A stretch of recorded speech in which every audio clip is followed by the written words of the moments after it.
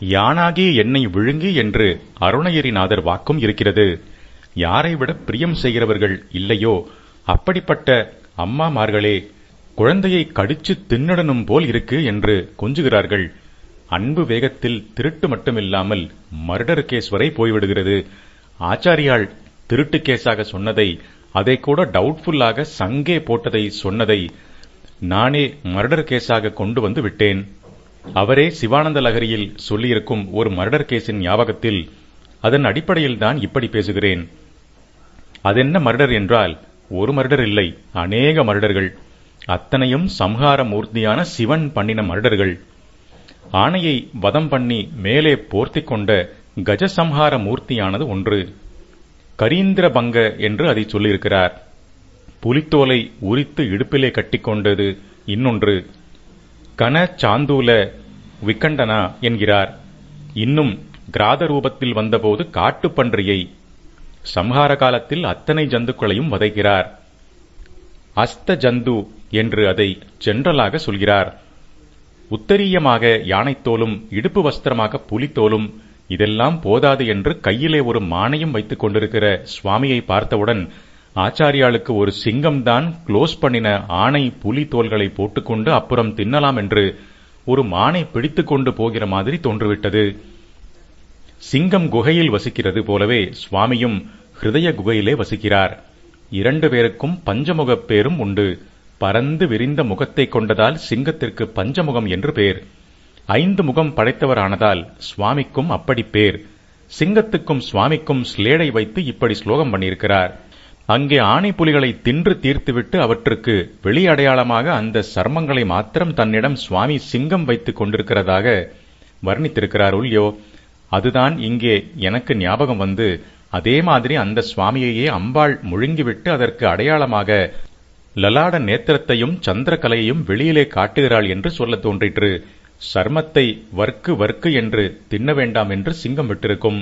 இங்கே அம்பாள் சுவாமி விஷயத்தில் நாம் எப்படி வைத்துக் கொள்ளலாம் என்றால், அந்த சரீரம் முழுக்க இவள் சரீரத்துக்குள் போன பிற்பாடு யாருக்கும் இல்லாமல் அதிகப்படியாக அவருக்கு உள்ள லலாட நேத்திரம் மட்டும் பிதுங்கிக் கொண்டு வெளியிலே வந்துவிட்டது. சரீராவயங்களோடு சேராமல் சிரசில் தனியாக இருந்த சந்திரகலையும் அப்படியே தனிப்பட வெளிப்பட்டு விட்டது என்று வைத்துக் கொள்ளலாம். வாஸ்தவத்தில் மர்டருமில்லை, திருட்டுமில்லை. அந்த மகா மிருத்யுஞ்சனை இவளுடைய தாடங்க மகிமை மகா பிரளயத்திலும் அழியாதவனாக ஆக்குகிறது என்கிற போது அந்த நித்திய ஜீவியை எப்படி மர்டர் பண்ணுவது? திருட்டும் வாஸ்தவத்தில் அவர்தான் இவள் விஷயத்தில் பண்ணியிருக்கிறாள் என்று கவிகள் எடுத்து காட்டியிருக்கிறார்கள். அதென்ன சமாச்சாரம் என்றால், வாஸ்தவத்தில் அவளுடைய பிரபாவத்தினால் நடந்த 1.5 விஷயங்களில் அவளுக்கு உரித்தான கீர்த்தியை அவரே தமக்கென்று திருடிக் கொண்டு விட்டார். அதென்ன 1.5 விஷயம் என்றால், ஏற்கனவே சொன்ன காமதகன கால சம்ஹாரங்களை பற்றிய விஷயம்தான். அர்த்தநாரீஸ்வர ரூபத்திலே 2 பேருக்கும் பொதுவாக உள்ள லலாட நேத்திரமே காமதகனம் பண்ணியதால் அதற்கான கீர்த்தியில் பாதி அம்பாளுக்கு சேர வேண்டும். ஆனால் காமதகன மூர்த்தி என்று அவரே முழு கீர்த்தியையும் தஸ்கரம் பண்ணிக் கொண்டிருக்கிறார். கால சம்ஹாரமோ முழுக்கவே அவளுடையதான இடது பாதத்தால் நடந்ததால் அதற்கான கீர்த்தி பூராவுமே அவளுக்கு உரியதுதான். ஆனால் இதையும் முழுக்க அவரே தஸ்கரம் பண்ணிக்கொண்டு கால சம்ஹார மூர்த்தி என்று டைட்டில் போட்டுக் கொண்டிருக்கிறார். அட்ட வீராட்டனம் அஷ்ட வீரஸ்தானம் என்று தாம் செய்த 8 வீர பராக்கிரம லீலைக்காக அவர் 8 க்ஷேத்திரங்களில் இருப்பதில் திருக்குறுகையில் காமதகன மூர்த்தியாகவும் திருக்கடவூரில் கால சம்ஹார மூர்த்தியாகவும் அமர்க்களப்படுத்திக் கொண்டிருக்கிறார். அம்பாள்தான் திருட்டு கொடுத்தவள்.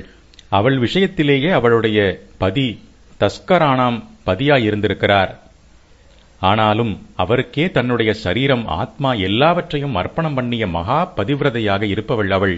அவளைத்தான் கவி கண்ணில் பார்த்து காவியரசம் இலக்கிய சுவை என்கிறார்களே, அது பெருகும்படியாக பதியின் சரீரத்தை பூர்ணமாக திருடியதாக ஆச்சாரியால் பாடிவிட்டார்.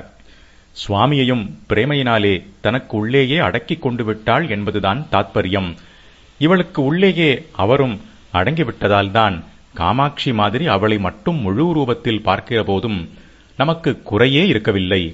மாதா பிதா என்று வழிபடுவதில் ஒரு ஆனந்தம் என்றால், இப்படி மாதாவிலேயே பிதாவும் என்று பார்க்கும்போது இதுவும் ஒரு ஆனந்தமாகத்தான் இருக்கிறது.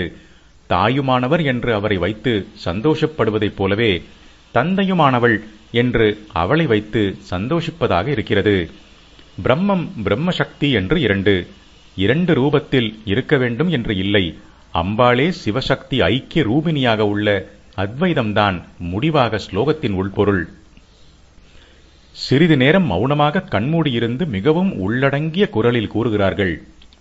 ஸ்வரூபம் ஒரே சிவப்பு ஜோதிஷாக இருக்கிறது. சரி, அம்பாள் அம்பாள் மாத்திரம் என்று நினைத்து அந்த சிவப்பிலே அவயங்கங்களாக பிரித்து பார்த்தால் நெற்றிக்கண் தெரிகிறது, சந்திரக்கலை தெரிகிறது. திரையம்பகனை நமக்கு ஸ்ரீ சங்கர மடங்களுக்கு சுவாமியான சந்திரமௌலீஸ்வரனை அந்த இரண்டும் ஞாபகப்படுத்துகின்றன. அவர் தெரிகிறாரா என்று பார்த்தால் இல்லை. இந்த இரண்டைத் தவிர அவர் சரீரத்தில் எதுவும் தெரியவில்லை. இப்படிப்பட்ட அனுபவ நிலையில் பார்த்துத்தான் ஆச்சாரியாள் பலத்த குரலில், ஓஹோ, பாதி சரீரமே உன்னுடையது என்று பூர்வத்தில் ஆக்கிக் கொண்டவள் போகப் போக அதுவும் போதவில்லை என்று மீதியையும் அபகரித்து விட்டாயா என்று கேட்டிருக்கிறார். சிவாமிர்தத்தை பங்கு போட முடியாது, பூராவாகவே புஜித்து விட வேண்டும். அதுதான் அம்பாள் பண்ணியது. சர்வ சமர்ப்பணம். சரீரம் ஆத்மா எல்லாவற்றையும் அம்பாள் ஈஸ்வர அர்ப்பணம் பண்ணுவது பற்றி நடுவாந்தரத்தில் பேச்சு வந்தது. இந்த விஷயத்திலேயே அம்பாளிடம் நம்மை அர்ப்பித்துக் கொள்வதாக. ஜபோஜல்பகா சில்பம் சகலம் அபிமுத்ரா விரச்சனா கதிகி பிராதக்ஷண்ய கிரமணம் அச்சனாத் யாகுதி விதிகி பிரமணஹா சம்வேச்சகா சுகம் அகிலம் ஆத்மார்ப்பண திருஜா ஸ்பர்யா பரியாயகா தவபவந்து யன்மே விலசிதம் என்ற 27வது ஸ்லோகத்தில் விளக்கமாகச் சொல்கிறார். நாம் பண்ணுகிற சகல காரியமும் அம்பாளுக்கு அர்ப்பணமாகிவிட வேண்டும் என்பது சுருக்கமாக இதன் தாத்பரியம். பூஜை ஜபம், அதிலே கைவிரல்களால் முத்திரை காட்டுவது, பிரதக்ஷிண நமஸ்காரம், தேவி மந்திரங்களால் சண்டிஹோமம் போன்றவற்றில் ஆகுதிகளை கொடுப்பது என்று அம்பாள் பரமாக அநேக காரியங்களை உபாசகர்கள் பண்ணுகிறார்கள் அல்லவா? இவை எல்லாம் பண்ண வேண்டியதுதான். ஆனாலும் இந்த பூஜை ஜபம் ஹோமம் முதலியவை அததை கொஞ்சம் காலம் பண்ணுவதோடு முடிந்து போவதாகவும், அப்புறம் தன் பாட்டுக்கு லௌகிக பிரவൃத்திகளிலே ஈடுபட்டு இந்திரிய சுகங்களை தேடிக்கொள்வதாகவும் இருக்கிற நிலைமை மாற வேண்டும். கொஞ்சம் வேளை அம்பாள், மிச்சம் வேளை சம்சாரம் என்றில்லாமல் சதா காலமும் அவள் பூஜையாக ஜபமாக ஹோமமாக இருக்கும்படி பண்ணிக்கொள்ள வேண்டும். உபாசகர்கள் என்பவர் மட்டுமில்லாமல் எல்லோருமே இப்படி செய்ய வேண்டும். அதெப்படி எப்போதும் இவற்றை பண்ண முடியும்? குளிக்க வேண்டாமா? சாப்பிட வேண்டாமா? தூங்க வேண்டாமா? லோக வாழ்விலே 4 பேரிடம் பிரியமாக பேச வேண்டாமா? நல்லது சொல்ல வேண்டாமா? 4 இடத்துக்கு போக வேண்டாமா? கையை காலை அசைத்து ஏதோ பரோபகாரமாக காரியம் பண்ண வேண்டாமா? மகா ஞானிகளாக இருக்கப்பட்டவர்களில் கூட இவையெல்லாம் இருக்கத்தானே செய்கிறது. ஆமாம், இதெல்லாம் இருக்கட்டும், அவள் லீலையில் இருந்துதான் ஆக வேண்டும். ஆனால் அந்த ஞானிகள் இப்படி இதையெல்லாம் லீலை என்று தெரிந்து கொண்டு பண்ணியும் பண்ணாமல் இருக்கிறார்களோ? அப்படி நீயும் ஆகப்பாரு. இப்போதே அப்படி இருப்பது என்றால் முடியாது. கொஞ்சம் கொஞ்சமாக எத்தனம் செய்து அபியாசத்தால் அந்த நிலைக்கு வா. இப்போதைக்கு குளிப்பது, சாப்பிடுவது, பேசுவது, தூங்குவது, நடப்பது, மற்ற வேலை செய்வது எல்லாமே அவளுடைய சக்தியால் நடக்கிறது. நாமாக ஒன்றும் பண்ண முடியாது என்ற நினைப்பை அப்பப்போ உண்டாக்கிக்கொள். இந்த நினைப்பை விருத்தி பண்ணிக் கொண்டே போ. அம்பாள் கொடுத்த சக்தியால் சாப்பிடுகிறோம் என்று நினைக்கும் போது கெட்ட பதார்த்தங்களை உள்ளே தள்ள தோன்றாது. அம்பாள்தான் நடக்க சக்தி தருகிறாள் என்ற ஞாபகம் இருக்கும்போது ரேசுக்கும் சினிமாவுக்கும் போகத் தோன்றாது. அவள் கொடுப்பது வாக்கு என்னும் போது விருத்தாவாக அரட்டை பேசவோ வையவோ கெட்ட விஷயங்களை டிஸ்கஸ் பண்ணவோ மாட்டோம். கரசரணாதிகள் அவளால் தான் வேலை செய்கின்றன என்ற பிரஜை இருக்கும்போது தப்பு காரியம் பண்ணவே மாட்டோம். இப்படியானால் போகப் போக அவள்தான் எல்லாம் சேவிக்கிறாள் என்பதில் சரீரக்காரியம் மாத்திரம் இல்லாமல் நாம் மனசினால் எண்ணுவது, பிளான் போடுவது முதலான செயல்கள் எல்லாமும் கூட நாம் பண்ணுகிறோம், பண்ண வேண்டும் என்றில்லாமல் அவள் பண்ணுவிக்கிறபடி ஆகட்டும் என்று விட்டுவிடத் தோன்றும். முடிவாகப் பார்த்தால் மனசினால்தான் மாயா விகாரங்கள் சம்சார பாதை முழுதும் உண்டாகின்றன. அதை ஞான மார்க்கத்தில் சொன்னபடி மனோநாசம் என்று பண்ணுவது முடியாமல் இருக்கிறது.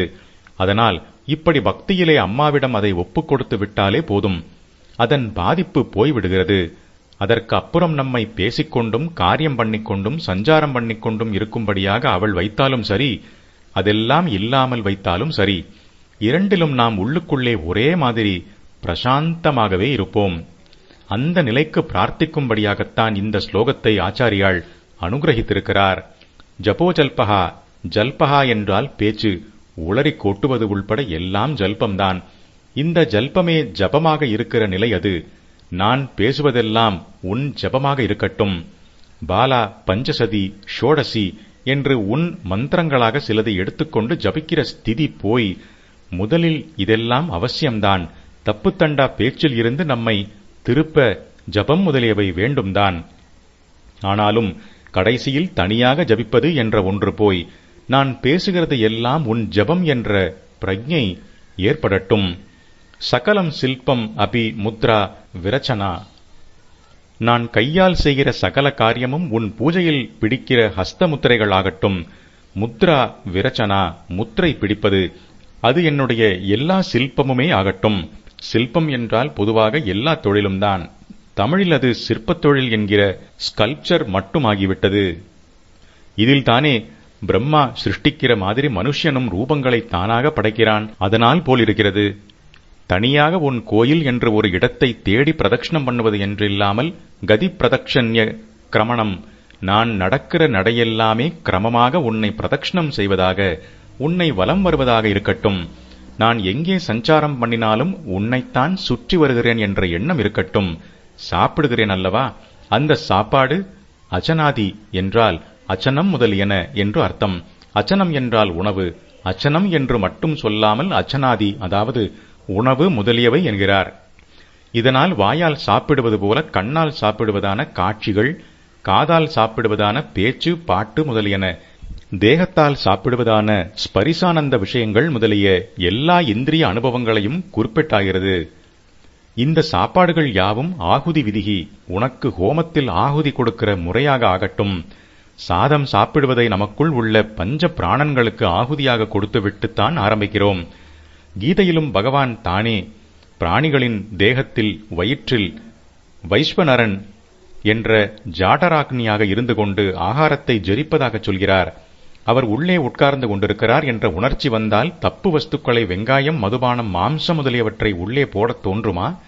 இப்படியே கண்ணும் காதும் மூக்கும் சர்மமும் அவரால் தான் அனுபோகம் பண்ண முடிகிறது என்னும் போது அவற்றை கெட்டதுகளில் செலுத்தத் தோன்றுமா?